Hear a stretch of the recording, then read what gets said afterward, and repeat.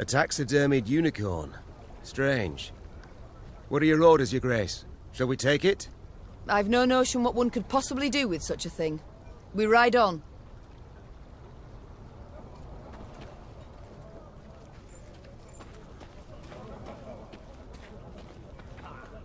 Meave's Lyrians were traversing a wood when they heard the loud, drawn-out blast of a horn. One of our scouts? The Queen asked, clearly perplexed. She turned in her saddle to face Reynard, who shook his head. Strange. Gascon, appoint a few of your strays. Ones who know how to blend in. Have them sniff out who blows that horn. And why. The scouts returned a short while later with their report. Soldiers had pitched camp in a nearby meadow. They wore Edirnian uniforms, cut by sashes bearing a golden sun. They addressed their leader as Fulberson. Know the name, Rayla said. Fulberson went over to the enemy first day of the war, took his whole division with him. Your Grace, a chance like this won't come again. Let's teach the traitors a lesson. We must send a strong signal. One all the North will hear. From the Yaruga to the Dragon Mountains. Announced the Queen. Whoever collaborates with the invader shall pay with his head. Prepare to attack. Rayla nodded, clearly pleased. The Lyrians surrounded the meadow marked by their scouts. Moments later, a flaming arrow pierced the sky, giving the signal to attack.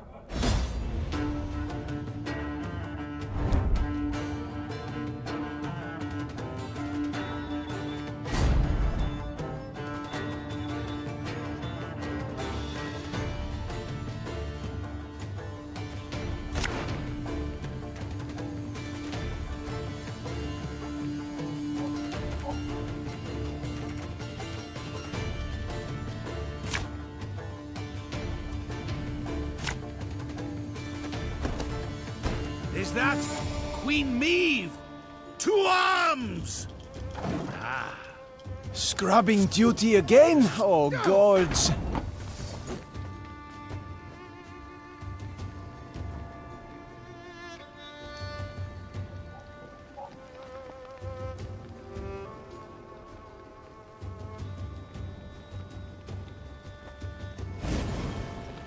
Give me a target.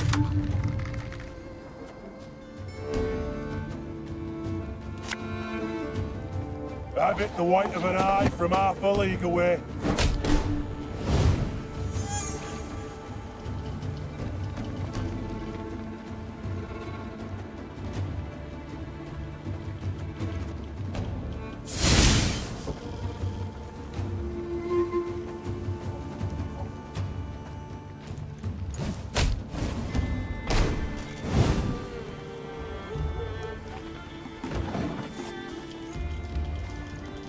New orders? No? Ah.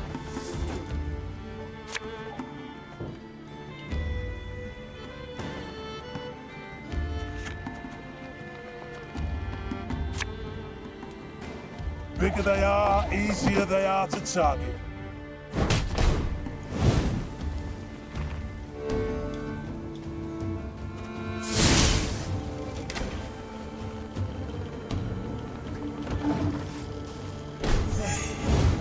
Must be an important lesson in this. But what? This man has suffered much.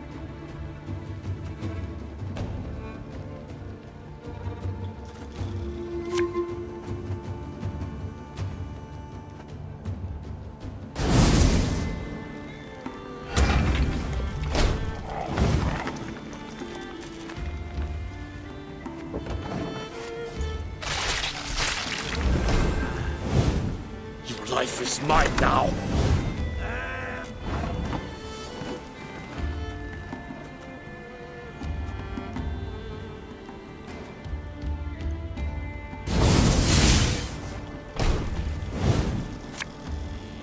This could hurt.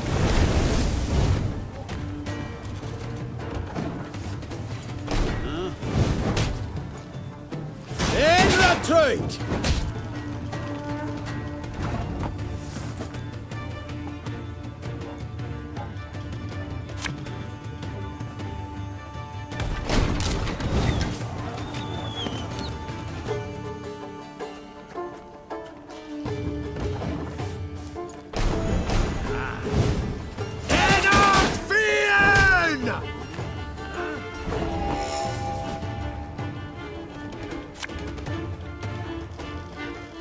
pain serves a purpose.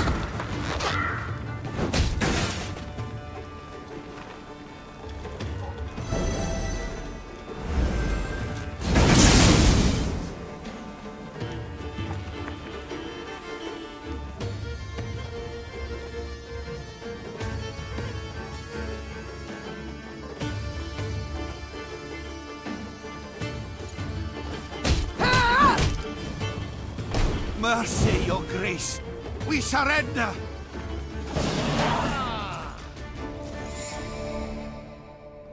The traitors, perhaps used to fighting unsuspecting foes, stood no chance against the determined Lyrian attack. At its conclusion, Meve personally knocked Fulberson off his mount, then tore off his visor. The face she saw evoked more sympathy than hatred. Fulberson was an old, sickly man, his skin pale and blemished. With great difficulty, he pulled himself up on his knees, then extended a shaky hand in pleading. Your grace, have mercy. The Nilfgaardians forced me to treason. They threatened torture. Meve felt her soldiers' eyes on her. They awaited her decision. How would she treat this traitor? Would she really execute him as a warning to others?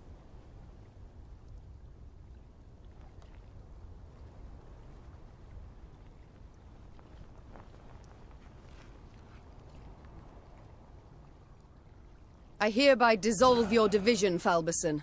And you, surrender your sword and be on your way. The traitor threw himself at the Queen's feet. You've shown mercy befitting a truly great ruler, your grace. 1,000 thanks. To the west of here lie my lands. Visit me. I shall throw a sumptuous feast in your honor and provide a generous donation to your fight against our common foe. Meve ordered Fulberson to stand. Her Lyrians reluctantly stepped out of the departing traitor's way. When he passed Black Rayla, she spat at his feet.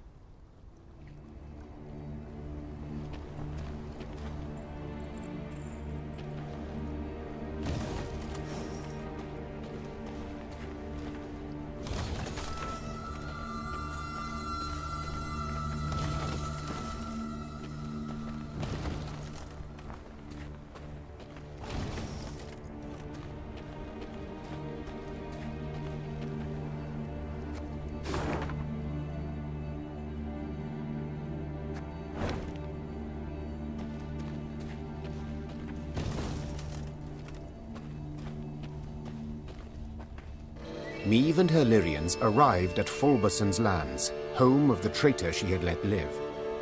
He greeted the Queen with full honors. In ceremonial garb, a platter of bread and salt held aloft. Your grace, 'tis an honor to welcome you to my humble abode. Please, come inside. A fattened piglet already turns on the spit. Soon I shall fetch my best wines from the cellar. Meve, having lived on nothing but salt pork and gruel for weeks, was tempted to accept the offer. Black Rayla, however, was strongly against it. Ma'am, forgive my insolence, but to eat from a traitor's table is foolish. Don't do it. Heeding Rayla's plea, the Queen declined Fulberson's invitation.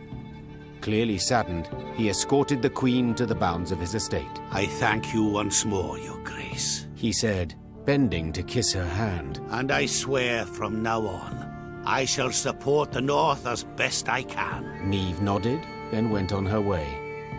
She wondered whether the old man would keep his word, or, as soon as the Lyrians disappeared over the horizon, once again don an imperial crested sash.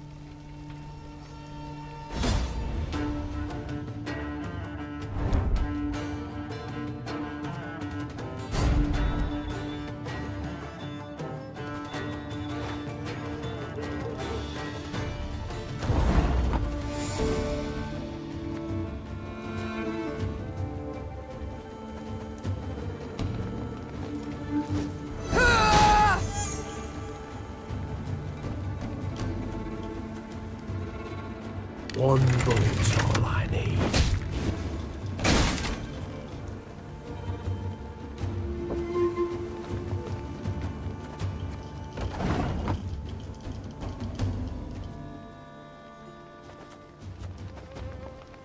Give me a target.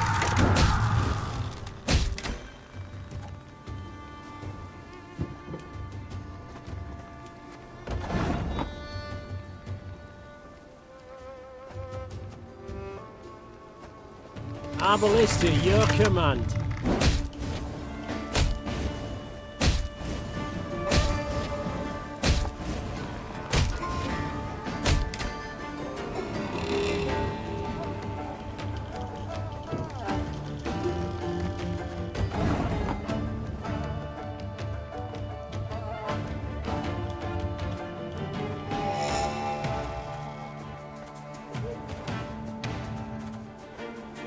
Armor wall, sir.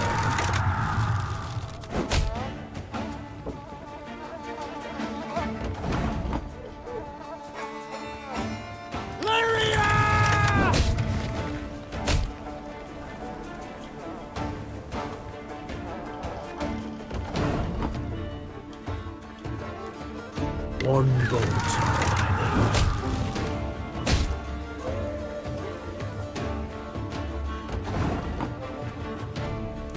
Give me a target.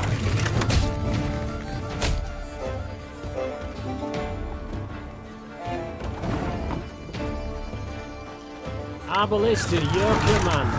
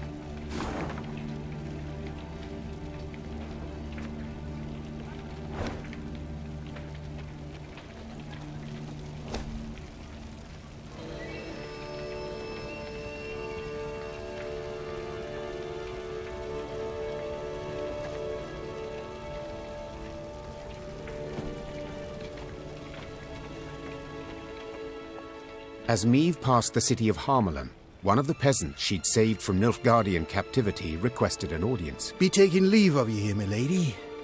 Folk from our parts lives in Harmelin. We'll manage. But, my lady, we thank you for taking pity on us, time and again.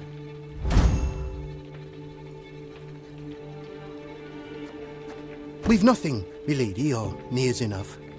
Black-clad bastards took all's worth taking.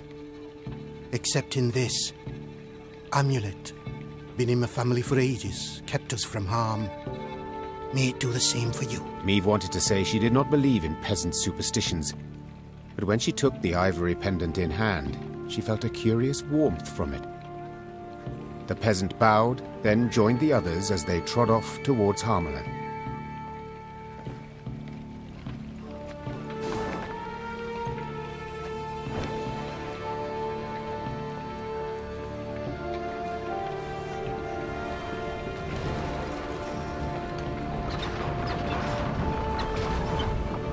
The Lyrians stood within 5 miles of Aldersberg, when the road, which until now they had travelled alone, suddenly filled with all manner of folk.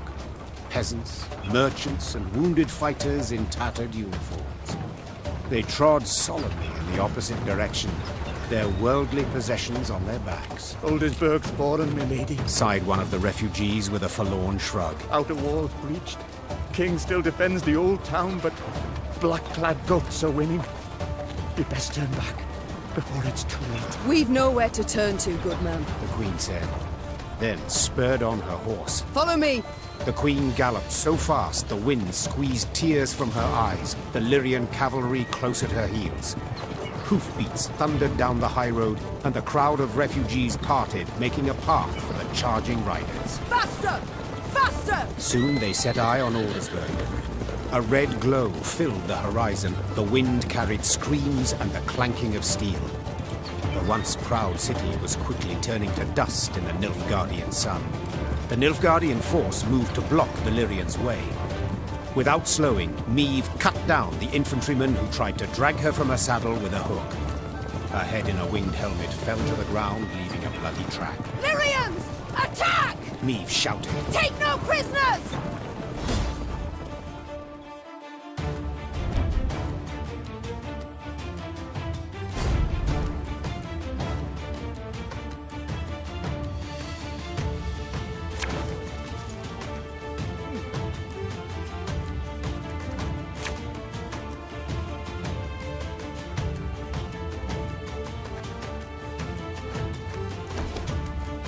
Bloody hell!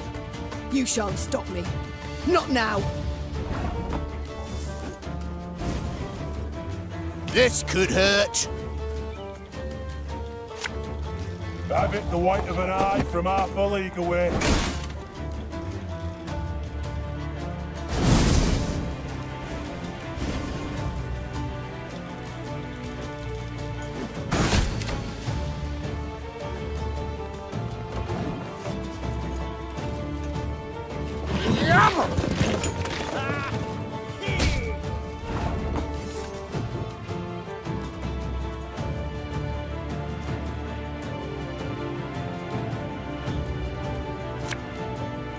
I'm a wrong sick.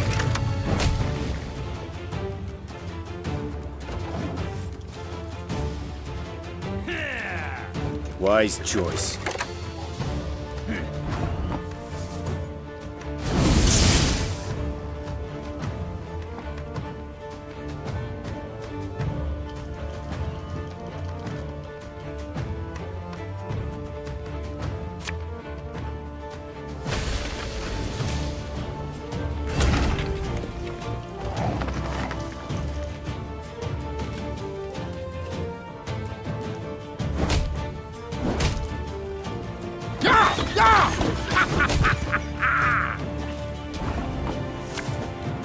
Watch your heads!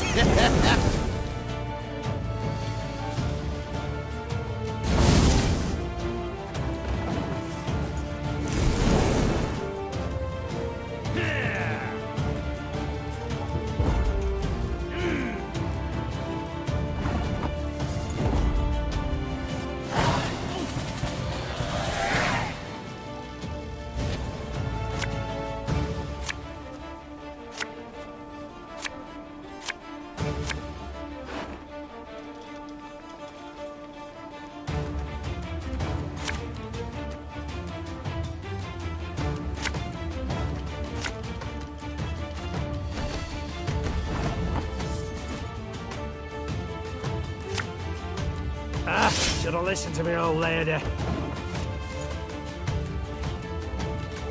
Order!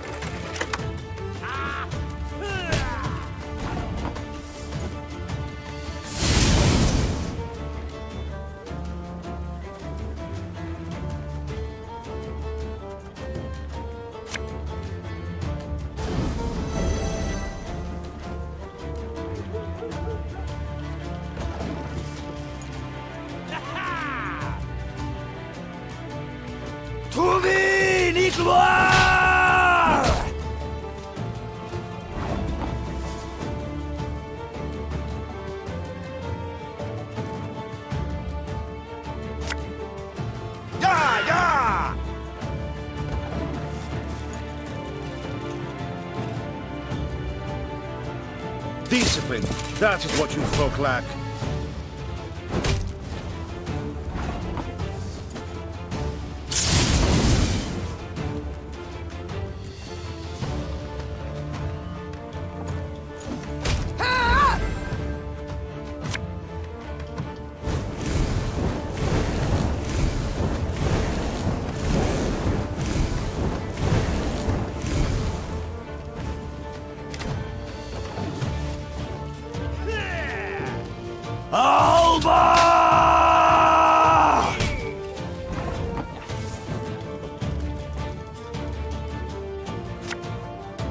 Make love, not war.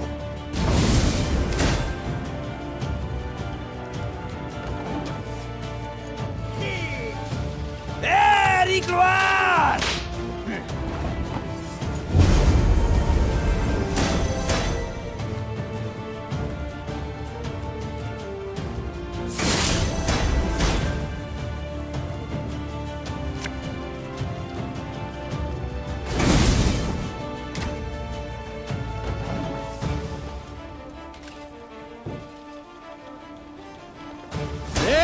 Right.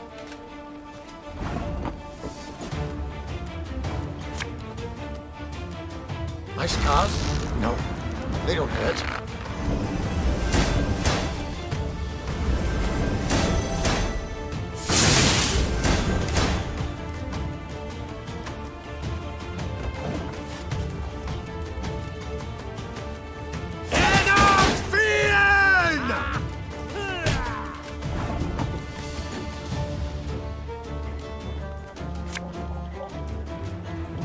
Job to do.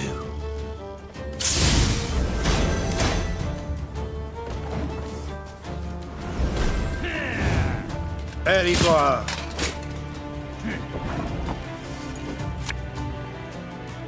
Enough chit-chat. Draw your weapon.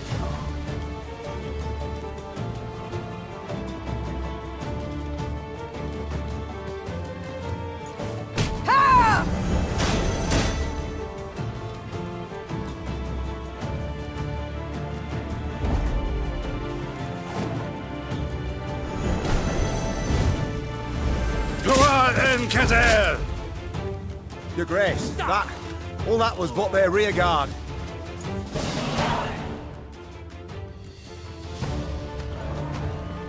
The Lyrians managed to scatter the Nilfgaardian battalion, one of many besieging Aldersberg. Their scouts brought before the Queen a prisoner freed from the invaders. Niamh inquired about the situation in the city. Turned a right slaughterhouse it has. The Imperials, King had the city cleared, my lady, but didn't budge himself. Holding out with his guard in Old Town, walls still standing there. Said he'd fight to the end, come what may. Niamh weighed her options. The situation looked dire. Demavend, to whom she had come for help, needed help himself. Nilfgaard enjoyed an overwhelming advantage. The small Lyrian detachment stood no chance of breaking the siege. But to retreat, surrender, that was not something Niamh did. The Nilfgaardians do not expect a relief force. Rayla, you know Aldersberg. Can you lead us by side streets to the Old Town, that we may avoid the largest part of the Nilfgaardian army? The warrior nodded, and without waiting for any further orders, strode out in front of the party. Reynard followed her with his gaze, clearly troubled. And what then, Your Majesty? We burst into the lion's den and... And we pray the lion chokes. Follow me!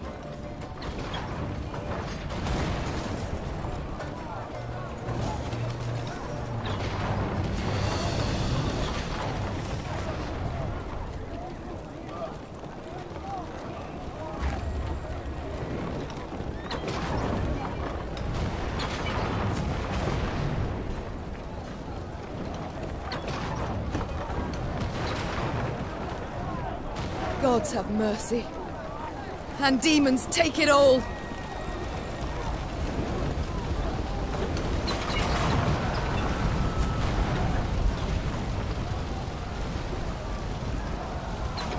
Taking advantage of the confusion, Niamh maneuvered her troops to the very walls of the Old Town. Spying Lyrian banners, the defenders suspected a trap. But when they noticed Black Rayla among them, they immediately lowered the drawbridge. The Old Town was a maze of brothels and shady taverns. In normal times, students and other pleasure seekers prowled its dark alleys. Now, tired soldiers slumped in every corner, though the Lyrians' arrival clearly buoyed their spirits. The Fraternal Realm's warriors clasped each other's hands and swapped tales. Even Eden's king, Demavend, made no secret of his pleasure at seeing these unexpected arrivals. Niamh! Of all the besieged cities in all the world, you walk into mine. Come to the rescue, have you? To be quite frank, I've come to be rescued. Oh, yes. I've heard much of the events in Lyria.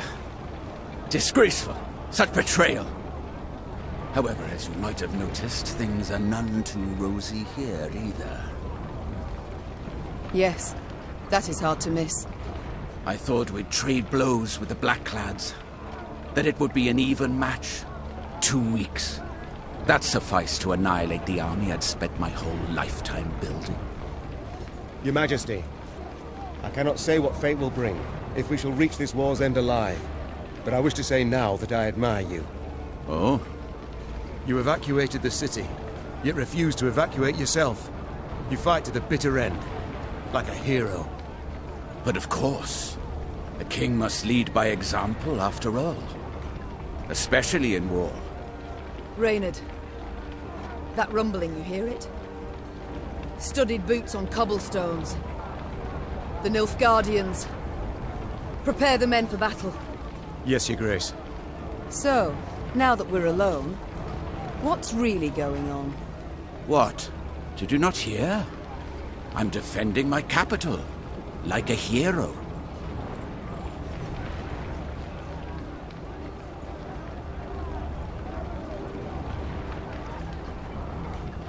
Demavend, please, don't feed me that drivel. We've known each other far too long. Why did you stay? Meave. As meddling as you are beautiful. See that building? That one there. The brothel? The Crimson Bodice? Precisely. So, promise not to laugh. I'm a patron. A loyal one, in fact. One of the girls there, Demeretta. She's marvelous. Makes me feel young again. A young fool, you mean? Demavend, there's a war on, and... Allow me to finish. Demeretta became, well, with child. Exactly 9 months ago. Understand now? She's entered confinement. Having contractions. Since yesterday. You see, I cannot leave her like this. Can't have her moved. I must stay put until she gives birth. And then what? Pray tell. Invite all of Nilfgaard to the christening? No, my dear. There is a hidden tunnel deep beneath the city, leading far beyond its walls. Once the midwives cut the cord, we flee.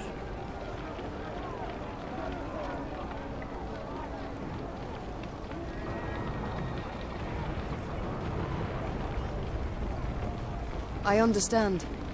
For one's child, one would do anything. Odd, isn't it? Amusing, even. Midst of a war, my kingdom burning all around.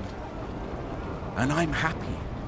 In that case, I can only hope your offspring, unlike mine, will continue to. Your Majesties, the Nilfgaardians are attacking. Meave, we must hold out. A few hours, that's all. I'll do what I can.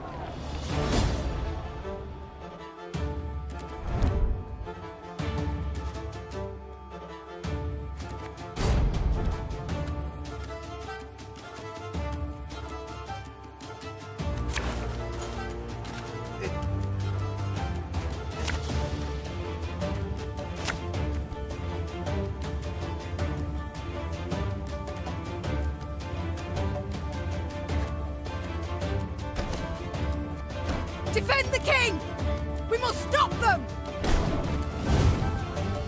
I warned you! Aye.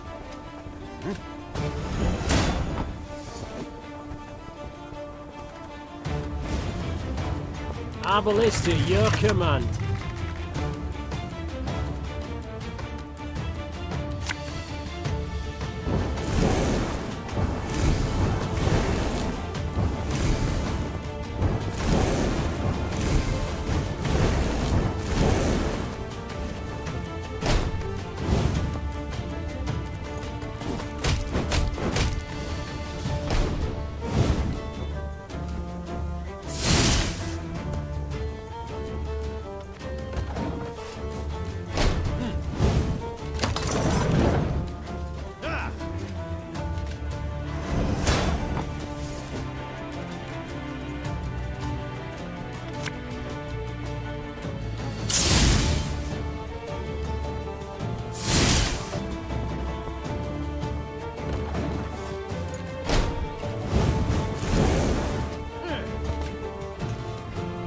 Inarin Yaldet Crowfair.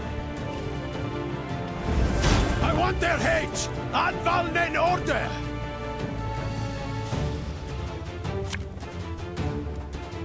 Catch!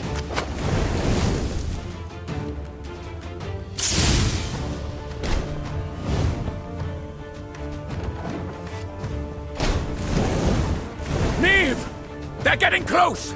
Devils take all, help me!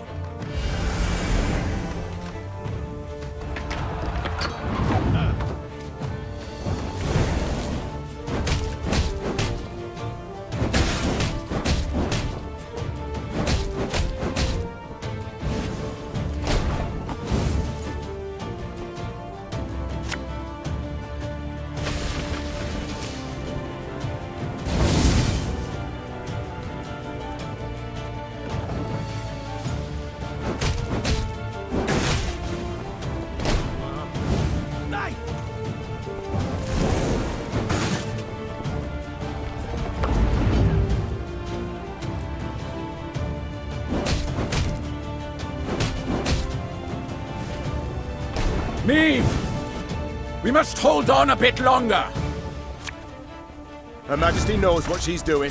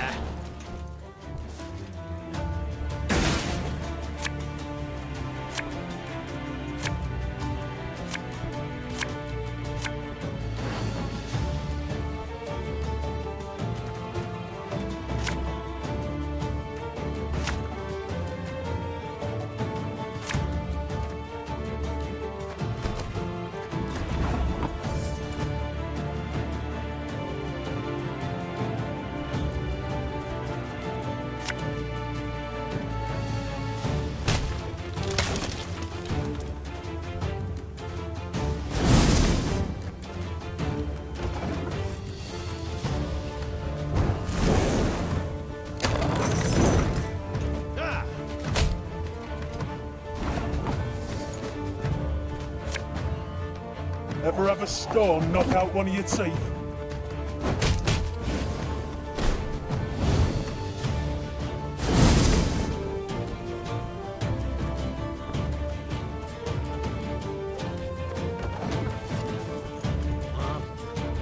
Alba!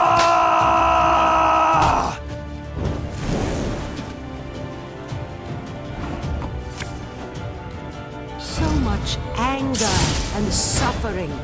For what?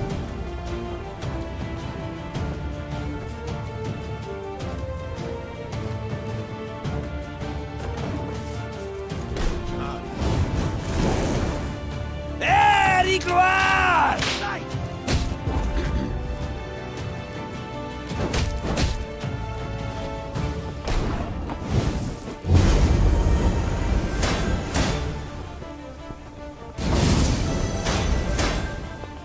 No! A chase! Ha ha ha! It worked! Now retreat to the tunnel!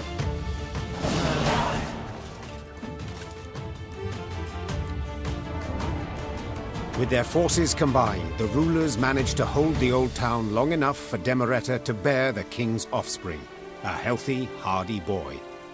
When the midwife slapped the infant, his scream carried above the roar of battle. Soon afterwards, the defenders abandoned the walls and left the city through a secret tunnel. The Nilfgaardians, furious that not one but two northern sovereigns were among the escapees, razed Aldersberg to the ground. Thank you. If not for you, the devils would have devoured us. I should say it was nothing. But the truth is, I need your aid. Aid? But you see, my army is no more. I must pull back, regroup. Pull back? Where to? The golden sun flies over your entire realm. To Redania, to take shelter at the court there. And then? Will you sit and watch the fool juggle apples as Nilfgaard parcels all Edirn out to its settlers?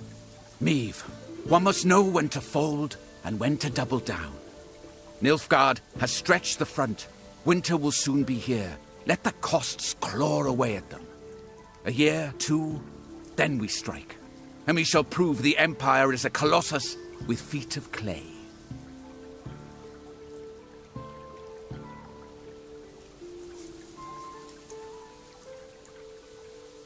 You're a coward, Demavend. A common coward. Perhaps so. But mind, courage alone wins no wars. Soldiers do. And Nilfgaard simply has many more. I can't live like that. So what shall you do instead? Fight on. Until I win. Or the black-clad curs tear me apart. Gods, such pity I have for your husband. The poor man must have had a rough go of it.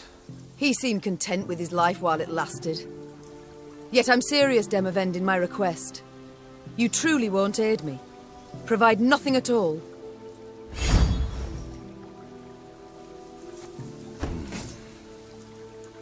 I will tell my men whoever so wishes can join your party and fight on.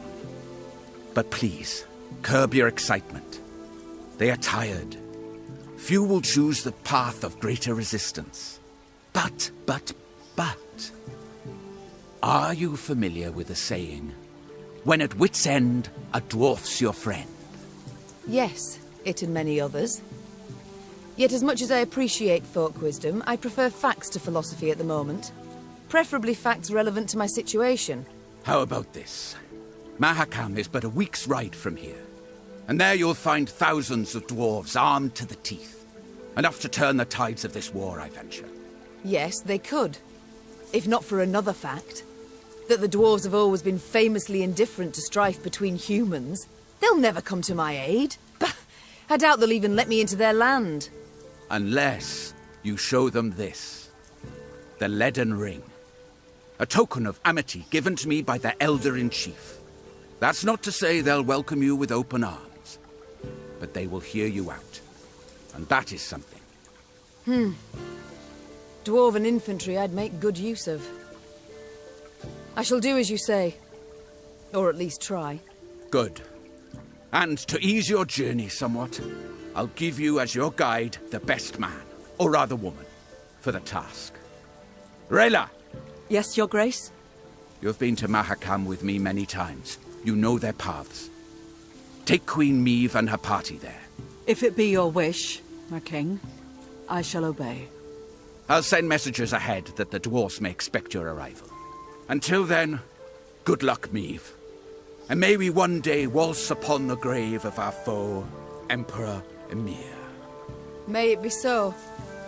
Just as long as I get to lead. Ah, of course. Farewell, Queen. Meve left Aldersberg in ill spirits. Rather than provide the help she had hoped for, Demavend had merely sent her on to Mahakam. Her way west was lit first by the glow of a burning city, then by the smouldering remains of charred villages by the roadside. It was clear the war against Nilfgaard had taken a bitter turn. Each stranger was now treated as an enemy, and the customarily hospitable Edirnians slammed their doors at anyone's approach. The party's morale was somber as well, and did not even improve with the first sight of mountains looming in the distance. Wandering among the ashes, Meve entered the dwarves' domain.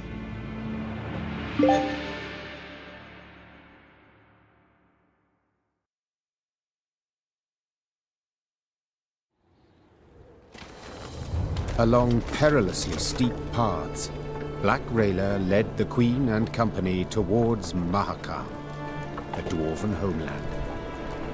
There, among snow-capped peaks, someone awaited.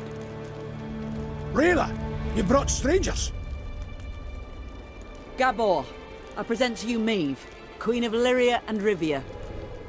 Ah, a queen. Crivens. Well then. A large shadow swept across the sky. The dwarf swallowed the rest of his greeting as all raised their gazes to see a dragon soar swiftly toward Mount Carbon. Keltulus, dinna be afeard, he isn't a threat to us. The dwarf had broken the silence gently, he himself quite familiar with this altogether unusual sight. And now, sit yourselves down afore the pottage grows cold. Aye, oh, but... Flew. Drake? Stone shrivelling marvel, innit? Makes you almost sad the lizards are dying out. Should you not worry more about the fate of your brethren? That creature will soon have all Mahakam aflame. Ha! Keltulus? No! He's lived here centuries. Harmless for the most part. Now, your grace, a taste? No, none. Though your offer of repast I value, good sir. Oh, no need of that. Gabor, please. Enchanted to make your acquaintance. Gabor here's a true local notable. From one of Mahakam's leading clans, the Zigrins. But then he wouldn't be our guide if he wasn't. A guide for all important guests. A pleasure. And as I said, I thank you for your hospitality, but I've no time to feast now. I must speak to your ruler at once. Don't mean no offence, but Elder-in-Chief Bruverhoog's a recluse of sorts, as humans go. Didn't even meet the ones that wear crowns. But I suppose I could, meaning if you drafted a letter... Her Majesty's got Demoven's signet, given willingly. Ah. Well, that's a sheep of a different sort. We didn't let many human folk into Mahakam, and for good reason. So those who we let come through the second gate get blindfolded. Just after they've surrendered their arms at the first. But you've the leaden ring. Given one of your kind to confirm trust and amity. So, we're certain we can treat you as one of our own. Elder-in-Chief's in the pass visiting. Looking to his flock. Come on. No reason you two shouldn't jabber right quick. Though the Lyrian infantry rose half an ell taller than the dwarf, he moved with remarkable ease through the waist-high snow, while those behind him slipped and stumbled on the ice-slick rocks. Neve and Rayla trailed the party, so they might speak in private.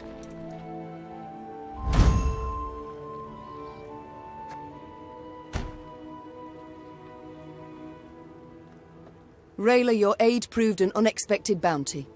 I received orders. I fulfilled them to their end. My, I see. And what will you do now? Our paths diverge, not more. I return home now, where new orders surely await. Demovent has fled to the Redanian court, where he shall cower and not show his mug until spring has sprung. You know this. Would you not prefer to remain in my ranks? Fight the Black Ones bound at the hip? No, Your Grace. You have no love for me, do you? We are not of the same stock, Your Grace, so it's hardly my place to... Stock and place be ploughed. We must speak from our hearts. Two women, no enmity. Tell me why. I did something you could not abide. It was what you did not do, rather. In Edern, you were far too lenient on those elves. As you are ever, prepared to forgive, extend clemency. What would you have me do? Let you cleanse, rid the wood of all non-humans? Wickedness demands wickedness. Blood calls for blood. Very well, Rayla. Then go and drink of it if you must. Lips pursed, eyes locked, Neve and Rayla took each other's measure a last time. The warrior then bowed in a manner some might think excessively courtly, turned on her heel, and rode off down a slope. Neve gazed after her until she disappeared behind a snowbank, then gave her mount a solid dose of her heels, and rode on, irked as a hare in a briar patch.